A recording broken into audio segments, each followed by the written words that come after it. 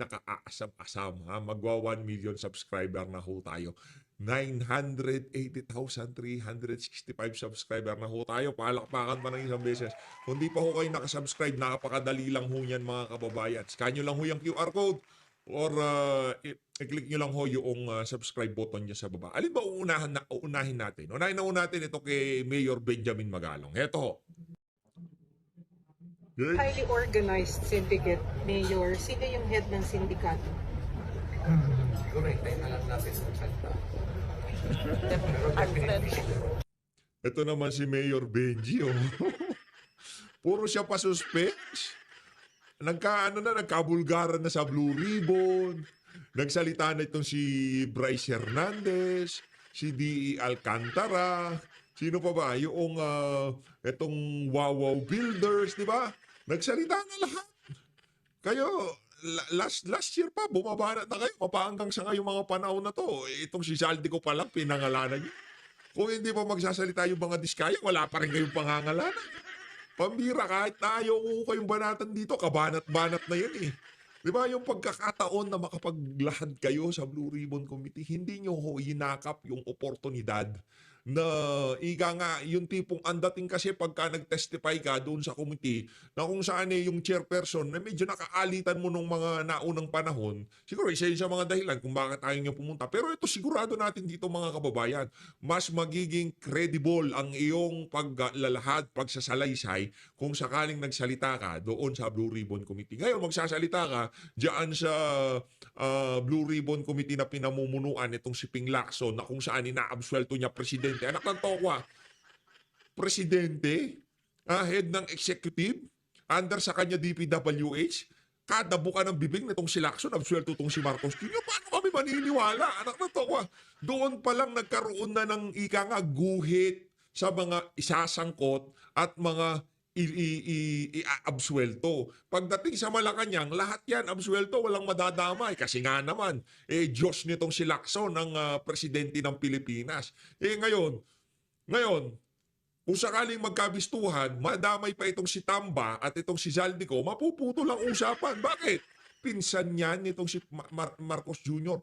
Alalay naman niya itong si Zaldico. Ano mangyayari sa investigasyon na yan? Moro-moro na lang. Hindi na moro-moro. Sereswela. Di ba? Yun talagang kinagagalit ng sambayan ng Pilipino. Sayang ang oportunidad, Mayor Benji. Wala tayong magagawa. Strategy mo yan, gimmick mo yan, racket mo yan, sa'yo yan. Okay. You mentioned Zaldico kanina. Ayas mo. Nako? Siya sa mga kanyan. Isa sa mga figures niya. Patawa talaga tong si Mayor Benji, Okay na sana, nakakabilib na, anak na to ka. Inimbitahan ka, di ka nagpunta. Wala ka jag ba? Yun ang problema. Tayo, naghihintay lang ho tayo ng ala Nepal at ala Indonesia sa Pilipinas. Real talk ha. Hindi ako kahit na kung ano mang kaguluhan. Pero nakikita nyo naman kung anong klaseng kababuyan ang nangyayari ngayon sa ating bansa. Kayo hong magdesisyon, kayo hong tumimbang, kayo hong humusga kung anong nangyayari dito sa bansa na to. Kung gaano nila paikutan, kung paano nila paglaruan ng naratibo, paano nila paglaruan ng kaisipan ng ating mga kababayan. Ito ang isa sigurado. Ang most guilty dito si Marcos Jr. Bakit? Siya ang presidente. Anak ng tokwa, obligasyon mo na bantayan ang mga ehensya na under sa'yo. Ngayon, napuna na nasambay ng Pilipino, konting ulan, lubog. Bandang huli siya daw ho ang nagbulgar. Daliring nakangarat para dito kay Marcos Jr. kung sakaling sabihin niya na siya ang nagbulgar dyan sa mga anomalyang flood control na yan. 2024 pa lang, sinasabi na ng sambayan ng Pilipino. Pagkatapos pa lang nung kanyang 2024 SONA, 5,500 flood control. Next week, lubog. Ano sabi ng sambayan ng Pilipino? Nasaan yung flood control? Ano sabi niya? Na-overwhelm lang. Di ba pinagtanggol pa niya, sinubukan pa niyang depensahan. Kaso nung na-realize niya na anak na to, lumalabas na yung larawan, lumalabas na yung mga ebidensya na talagang merong anomalyang nangyari, wala na siyang nagawa. Kesyo, mahiya naman kayo. Pambihira. And may isa pang mas mataas sa kanya. Hindi na magagalaw yung una. Hindi na magagalaw yung walang pahintulot yung mas mataas sa kanya. Nako, Mayor Benji. Tamang influence ang Pilipinas. tamang inference ng publiko na kung sino yung mas mataas sa kanya. May nagbigay ng Pangalanan mo na kasi. Masyado kang pa-showbiz eh. Alam mga Pilipino, sawa na sa teleserye, di ba? Ano ho yung mga Pilipino, kasi sa sobrang pangit ng mga series sa Pilipinas, yung mga nasa Channel 7 at Channel 2, nag-uumpisa pa lang, first day pa lang, debut pa lang, ng pilot series pa lang, pilot episode pa lang, alam na natin kung ano mangyayari. Mahirap, yayaman, gagante doon sa mga nang-api. Ganon, di ba? Sa politika, ganyan din. Anak na to, ang dami pang cheche, bureche. Alam naman natin kung sino talaga. Martin Romualdez Saldico, tapos usapan. Bakit? Kasi yun na sinabi nitong si Sara Diskaya at nitong si Vice President Sara Duterte, dalawang tao na may control sa budget ng sambayan ng Pilipino. Saldico, Martin Romualdez, yun na sinasabi niya. Ngayon, tinatanong na sa'yo, Mayor Benji, kasama ba dyan? Itong si Speaker, hindi naman gagalaw yan kung walang nasa taas. Diba? Pangalanan mo na, anak ng toka. Nagsalita ka na rin, lubus-lubusin mo na. Lokohan no? Hindi mo, ayoko kasi pinakayoko yung mahilig mag-inarte, yung ang dami pa yung pa-virgin effect. Ayoko yun. Gusto ko yung bakbakan na kagad.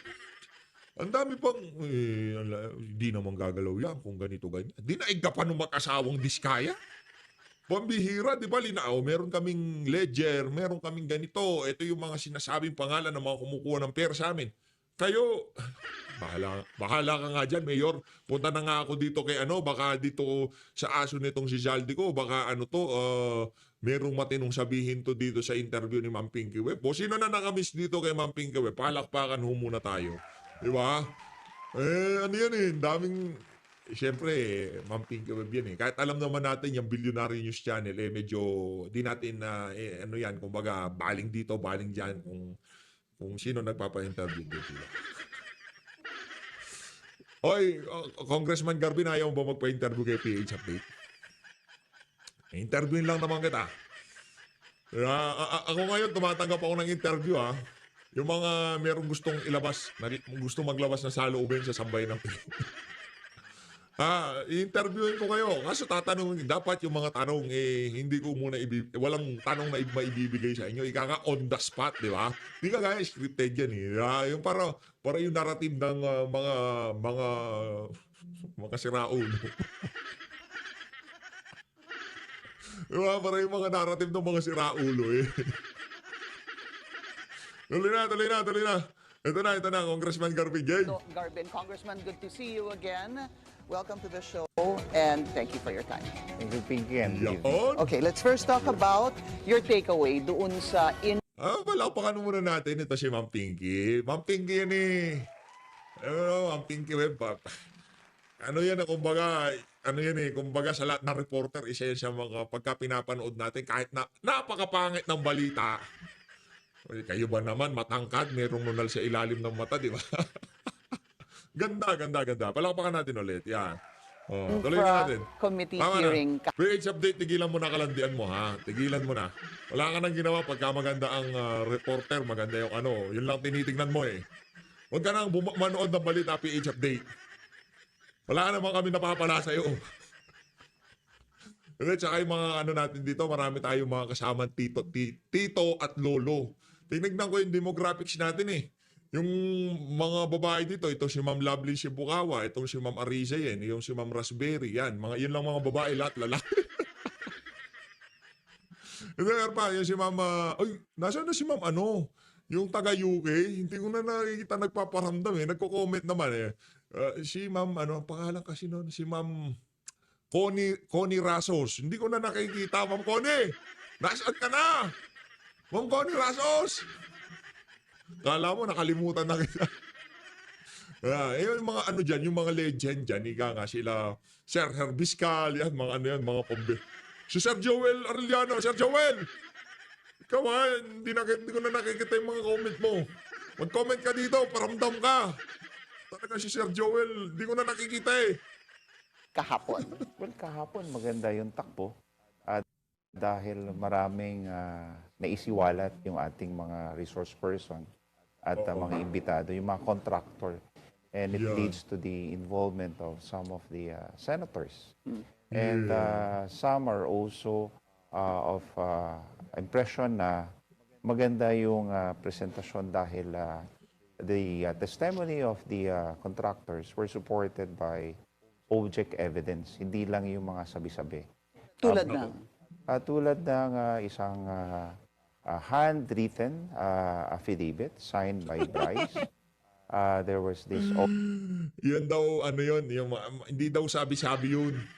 Basta daw yung handwritten na affidavit na pinirmahan niya. Yung si Bryce, yung katawan nun hanggang liig, lubog na sa kumunoy. Ramdam na nga ho niya yung init na nanggagaling sa ilalim ng lupa eh. Sa ginawa niyang pagnanakaw sa kaban ng sambayan ng Pilipino. Ano na to? Salary grade 21 lang ho ata siya. Nasa 40 hanggang 50 mil yung sweldo. 100, mga ganun ata yung salary grade ng district engineer. Kalimutan na natin. Pero kahit paano natin pagbalik ta rin, di ka makakabili ng Patek Philippe. Di ka makakabili ng Ferrari. Di ka magsusunog ng daan-daang milyon sa casino. Di ba? Anak ng Pedro ng Karapata. Yun ang inyong credible resource person. Kalahati ng katawan niya sinusunog na sa ano? Lang yan. Di ba wag hong ganon? Ayusin ho natin. Ito naman basta okay lang naman magmura. Congressman Garbin, ako dun sa pagmumura mo. Hindi ko alam yung konteksto. Basta tinawagan ka, mura ka na ng mura. Hindi natin malaman kung anong pinagmumura mo. Sino minumura mo, di ba? Hindi tayo against yan. Si Tatay Digong nagmumura. Pero alam namin yung konteksto. Nagpapatawa. Dalawang bagay lang pagka si Tatay Digong nagmura. It's either galit na galit siya o nagbibiro siya. Tuwang-tuwa siya. Ganun lang si Tatay Digong. Madaling basahin. O alin ka ba dun sa dalawa na yun nung tinawagan ka noong reporter sa News 5, Congressman Gapin? object evidence like pictures of transfer of Yeah. Payola money and Yung some screenshots po? screenshots and some conversations purportedly from a senator. Kakaiba ito doon sa Senado na kung saan ay solely based on Okay. a affidavit ni Diskaya. There is a stark difference, sir, that I see from both investigations. Nung Monday po, balikan po natin, as I was telling the congressman a while ago, there's a lot that has happened in the past days. Nung Monday po, andun po yung Diskaya couple na pinangalanan po ang ilang mga legislators, congressmen and congresswomen, na supposed to be tumatanggap ng pera, including the Speaker and ako Bicol Party List Congressman Zaltico.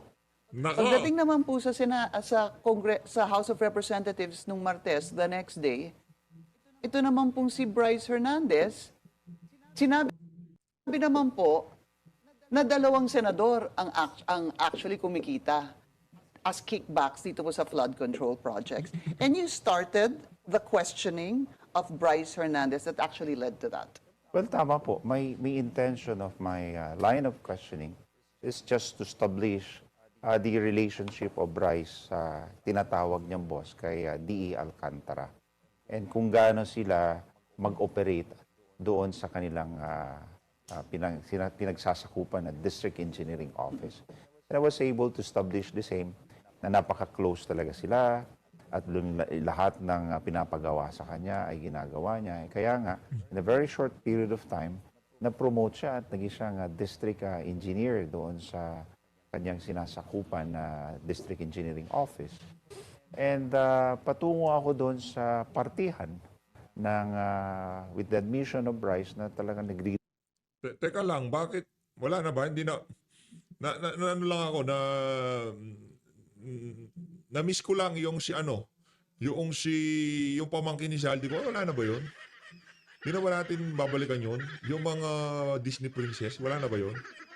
Yung mga Nepo babies, wala na. Ano na lang talaga, dito na lang tayo sa mga kontraktor. Yung sobrang yaman na pamumuhay nitong mga anak nitong mga congressman, wala na. receive siya ng limpang-limpak na pera. In fact, the admission was, it amounted to almost 1 billion pesos over the years. And sabi ko naman sa kanya, imposible naman na wala kang parte dyan at ikaw lang ang nagre-receive at inaabot mo lang sa inyong boss na si D.E. Alcantara. And ang gusto ko sanang malaman kung paano yung parte-parte at saan yun umaabot. And here comes the, surprise na he wants a protection, custody for the House of Representatives dahil sinasabi niya may involved na members of the Senate. And then, we So stop. nagulat talaga kayo doon? Nagulat ako. In all honesty, sir, you didn't see that coming. No one knew. Anong with all honesty? Meron bang honest na congressman? Anong natawa? Di naman sa linalahat ko. Meron siguro mga ilan. Mabibilang mo sa daliri mo, sa kamay at sa paa. Pero sa tingin ko, hindi kasali si Garbin doon sa mga honest na yon. Kung ngayon tatanungin mo siya with all honesty, congressman, hindi niyo ba talaga alam na merong ganung lalabas sa bunganga niyang si Bryce Hernandez? Ano to? Wala. Ito naman si Madam. Among ito naman. those Wala. legislators present that Walang may alam.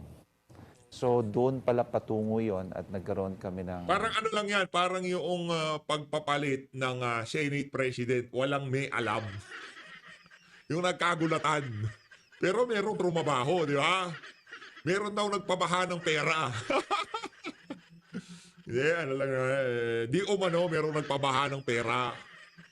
Sa nangyaring palitan ng liderato sa Senado, di umano. Nabasa lang naman natin sa social media. Di umano, hindi yung balita, hindi yung sa kung ano pa man ha.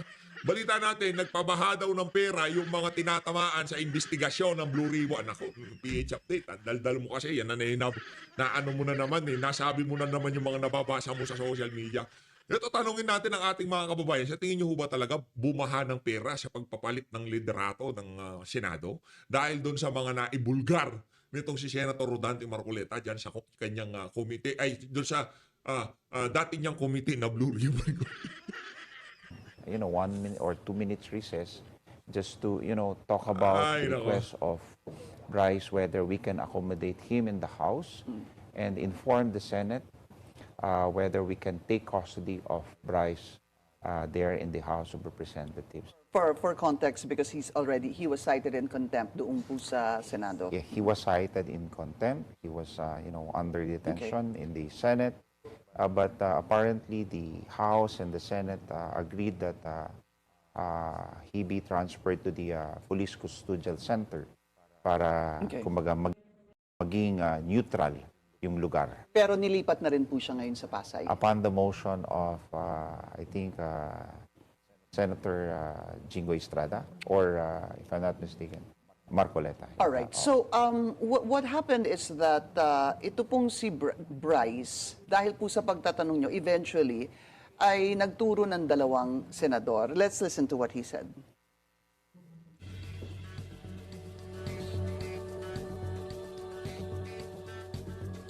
Sabi ni Senator Marcoleta kahapon, ligtas ka na. Hindi po ito totoo. Si Senator Jinggoy Ejercito Estrada, Senator Joel Villanueva, Yusek Robert Bernardo, at D. Alcantara. Si Senator Jinggoy po ay nagbaba ng 355 million ngayong 2025. Noong 2023 naman, ay naglabas ng 600 million si Senator Joel Villanueva. My question is, do you believe him? You know what? That answer Oh. was pursued by a question that came from Zian Adjong, Congressman Adjong. Nag-interject. So, nung nasiwalat yung sa involvement ng mga senador, wala na ako. Hindi na ako nakapagtanong dahil naunahan na ni Zian Adjong. But as to the veracity of his testimony, I believe it has full weight of credibility dahil nga siya mismo ang kumbaga taga-resibe ng yung mga pera na yon at siguro naman alam niya kung saan yung papunta. But to be clear about this, Congressman, you believe Bryce Hernandez's testimony that Senator Jinggoy Estrada and Senator Joel Villanueva are recipients of 30% of kickbacks in flood control projects. It has to be proven yet. But I ask you if you believe his testimony. Sa tingin ko, yung kanyang testimonya ay hindi, kumbaga, clouded by any force or intimidation because he was, given a free, walang pananakot doon sa House of... In fact,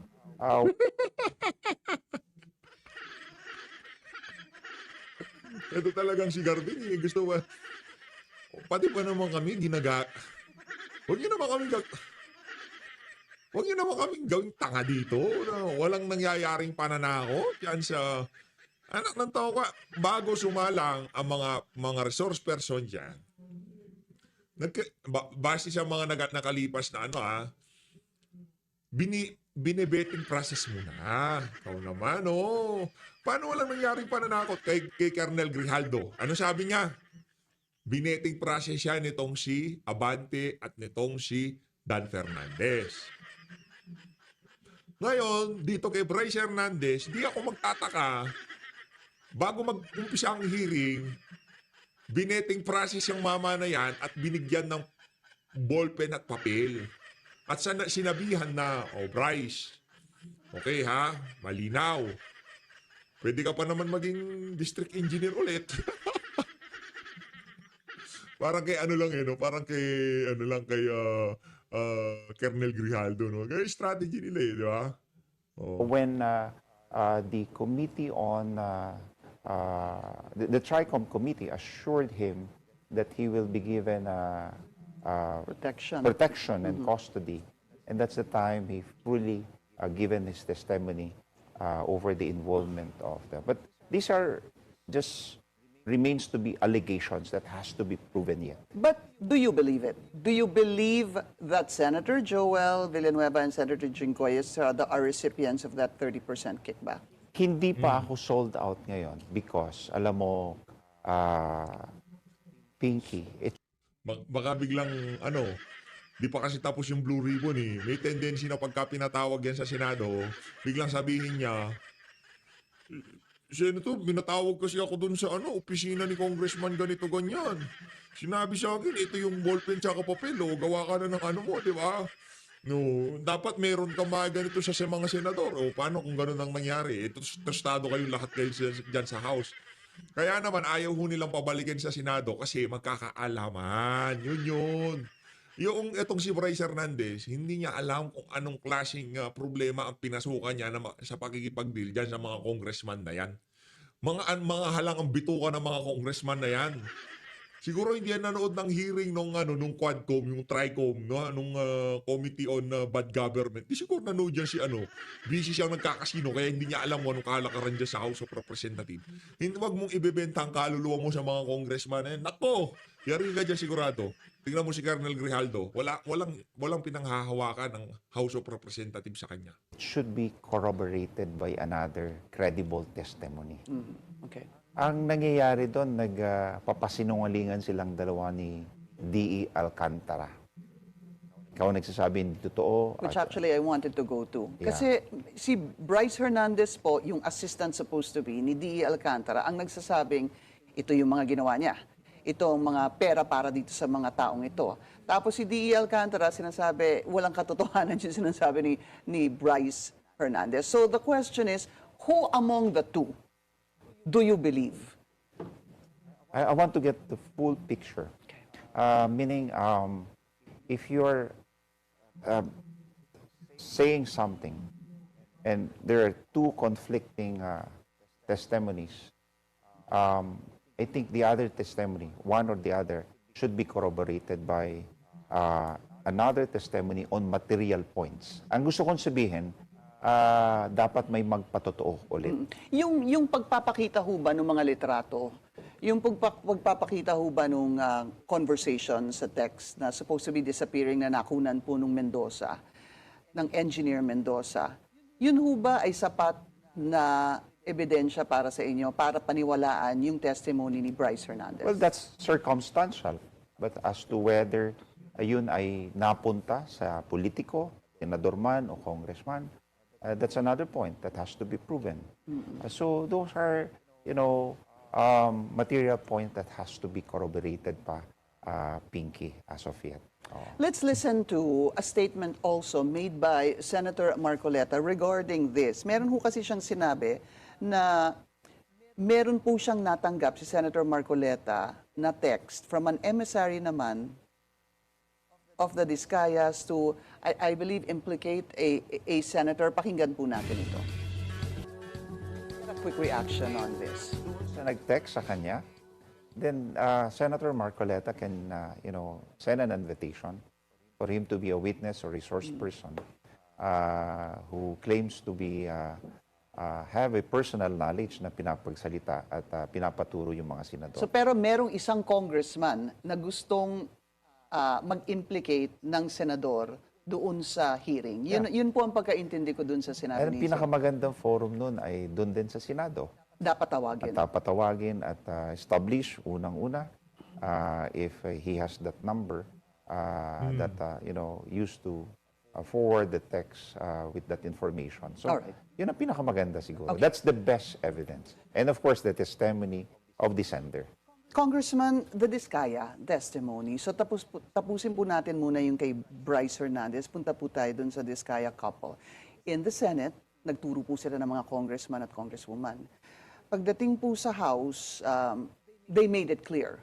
There was this, they had to underscore the fact that wala silang direct transaction kay Speaker at kay Zaldi Ko, hindi ho ba? Unang-una, balikan po muna natin yung mga congressman at congresswoman. Kailangan ho ba nilang, how do they defend themselves? Should they defend themselves? And if so, how? Alam mo, ang karamihan pwede maging biktima ng sabi-sabi. And when we scrutinize the affidavit of the spouses Discaya, we found out na, unahin natin yung kay Speaker at kay Congressman Saldico, talagang galing lang sa kwento. And based on his... Hindi galing sa kwento. Ito naman si, galing sa kwento nung kanino? Nung ng contractor na nagbibigay ng pera? Anak ng tawa. Galing sa kwento. Noong mga contractor, yung kwento ng contractor yun eh. Galing kung yun nurse, kung yun driver, kung anong trabaho nun, hindi siya kontraktor, hindi tayo maniniwala, kwento-kwento yan.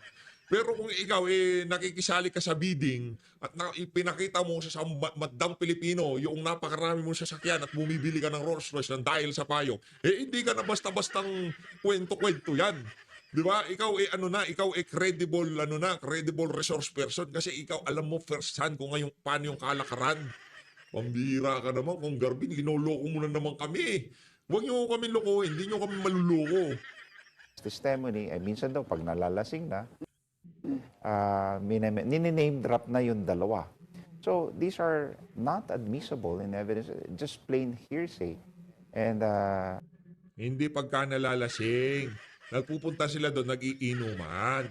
Minsan, pagka inaabot yung pera o pinapakuha na daw ng mga nasa taas dyan sa House of Representatives, kayo naman sini-cherry pick nyo yung mga salita na kung saan akma lamang sa inyong mga depensa, sa inyong mga amo dyan sa House Talagang si Congressman Garbin, dami nangungunsibi sa'yo dito sa PH Update. Ayusin nyo. Game, bigyan natin ng second chance. doon nga sa bungandag kanyang pananalita sa House, sa TRICOM, nilinaw niya talaga na wala kaming transaksyon kay Speaker at kay Congressman Saldico. But to the other members of the House who were alluded to, those who, receive and those whom they talk to in, transactions sa proyekto, alam mo po, kaduda-duda rin kasi there are some congressmen there who were named na wala sa pwesto. And Well, one is Congressman Marcy Teodoro. Tama He was po. the mayor at that time. Mhm. And tama rin yung observation ni Jinky Luistro na kung saan meron selective amnesia dahil ba't nakatutok lang sa 2020 to 2025? But if you look at the annual financial statement of the Discaya, yung surge ng kanilang revenues on construction ay nag-umpisa 2017 hanggang 2023. So dapat doon matukoy kasi doon yung pinakamalalaking kontrata na pinasukan ng mga Diskaya. And up to now naman ay patuloy pa rin silang nangongontrata sa buong bansa. I think they are in 15 contractors named by the president. Sila yung widespread yung kanilang kontrata sa buong bansa. Because they're supposed to own 9 of the construction companies. Tama so, po. Congressman, ano ho ba to? Do you see this na parang, to some people, kasi parang naglalaban yung House at Senado eh. Kasi sa Senado, tinuturo yung mga congressman. Doon naman sa Congress, tinuturo po yung mga senador. Wala pong nagtuturuan sa membro ng Kongreso except that ang nagtuturo po ay yung mga testigo, yung mga resource person at mga witnesses po. So talagang widespread, malaki ang involvement. And that's why, Pinky, what we are really looking is, the constitution of an independent body that will investigate na walang, kumbaga, bahid ng impluensya ng kanino mang, kumbaga, kapulungan. Kasi dito ngayon, while the investigation is ongoing, you cannot erase the doubt na, sabi mo nga, nagtuturoan. Pag sa Senado, ang tinuturo ay membro ng House. Pag sa House naman, ang natuturo ay mga senador. So, ito yung, kumbaga, insinuation that cannot be avoided and would really, favor an independent body. Congressman, kayo na po nagsabi ng dapat walang bahid ng impluensya. Marami po kasi nagtatanong, it's a TRICOM hearing. It talks about the budget. It talks about these construction companies. And one person that will always come to mind among the congressmen is yung kasama niyo po, ako Bicol Party List Representative Zaldico. Bakit ho hindi pa siya ipapatawag? May plano ba siyang ipatawag? We understand, of course, he's Inimbita abroad. na po siya ng TRICOM committee and the invitation was received last week. If I'm not mistaken, Thursday of last week, yung imbitasyon na pinadala sa kanyang opisina. Opo. But as you know, He's abroad. he's still abroad and invitation will, ganon yung, yung proseso. And, Ito sa tingin ko, itong si Garbin, malalim din ho ito. Kaya dudepensya siya. Kasi pagka lahat ng sikreto nabulgar na, lahat ng nakadikit na yan kay Zaldico, may kalalagyan kayo lahat. Yun ang ating sigurado. Kaya di nyo ba nakita, yung mga mismong congressman pinagtatanggol siya? Kung yan malilinis talaga, gagayahin nila itong si Congressman Barsaga, yung anak ni Congressman PD.